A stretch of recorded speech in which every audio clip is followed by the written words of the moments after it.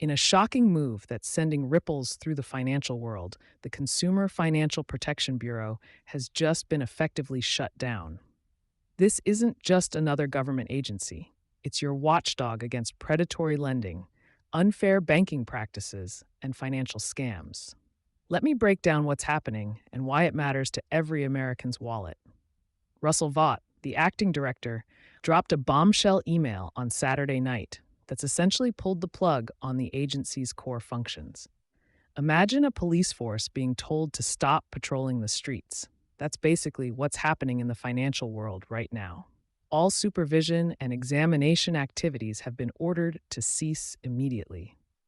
This is the same agency that was born from the ashes of the 2008 financial crisis, created to prevent another economic meltdown.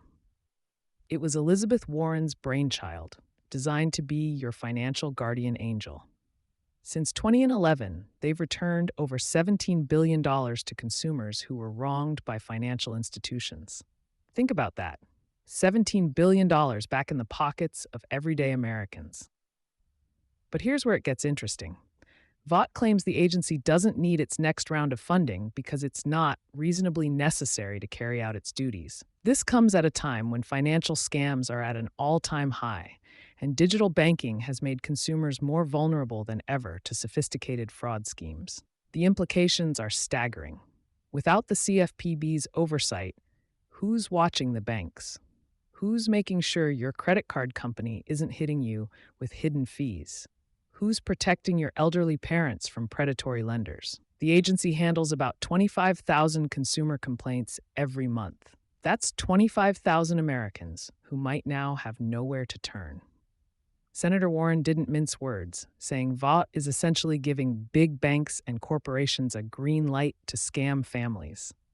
And history shows us what happens when financial institutions operate without proper oversight.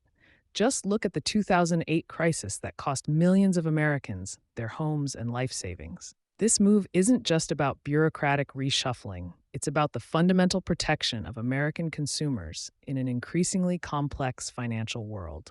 The CFPB has been the cop on the beat, ensuring fair play in everything from mortgages to student loans, credit reporting to debt collection. Now, that cop has been told to stand down.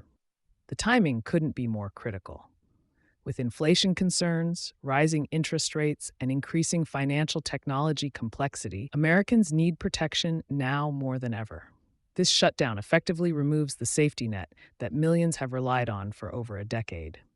As this story develops, one thing is clear. The battle over consumer financial protection is far from over. The question now isn't just about one agency's operations. It's about who will stand up for the average American in an increasingly predatory financial landscape. The next few weeks will be crucial in determining whether this watchdog will be allowed to return to its post or if consumers will be left to fend for themselves in the financial jungle.